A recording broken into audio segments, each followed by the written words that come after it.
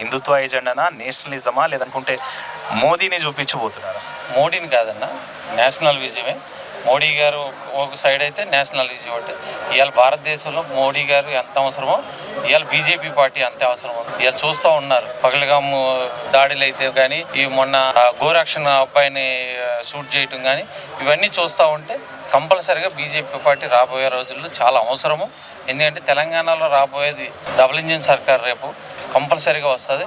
అందులో BJP party ఏ నినాదం అనేది, బీజేపీ పార్టీలో ఉన్న స్కీములు ఏవైతే ఉన్నాయో ఆ స్కీములు రాష్ట్ర గవర్నమెంట్లు అప్లై చేయట్లేదు. జనాల దగ్గరికి ఆ స్కీములు పోనీయకుండా ఆపుతున్నారు. ఏదైతే రేషన్ అయితే ఏదైతే ఉందో 5 కేజీల బియ్యం రేషన్ గవర్నమెంట్, కేంద్ర గవర్నమెంట్ ఇచ్చింది, రాష్ట్ర గవర్నమెంట్ల పేర్లు చెప్పుకుని ఎలాగైతే స్కీములు ఇచ్చేస్తున్నారో ఇవన్నీ కూడా ప్రజల దగ్గర ఉన్నాయి. పెన్షన్లు కానీ, తర్వాత రైతు బంధు కానీ, ఏదైతే ఇవన్నీ ఉన్నాయో అన్ని ప్రజల దగ్గర ఉన్నాయి. వీడియోలతో పాటు ప్రజల దగ్గర ఉన్నాయి. ఈరోజు ఎదురు చూస్తున్నారు ఎప్పుడు 11th వస్తుందా, నవంబర్ 11వ తారీఖు ఎప్పుడు వస్తుందా అని ఎదురు చూస్తున్నారు ఓటు వేయడానికి. చూడండి ఈసారి ఎట్లా ఉంటుందో బీజేపీ పార్టీ.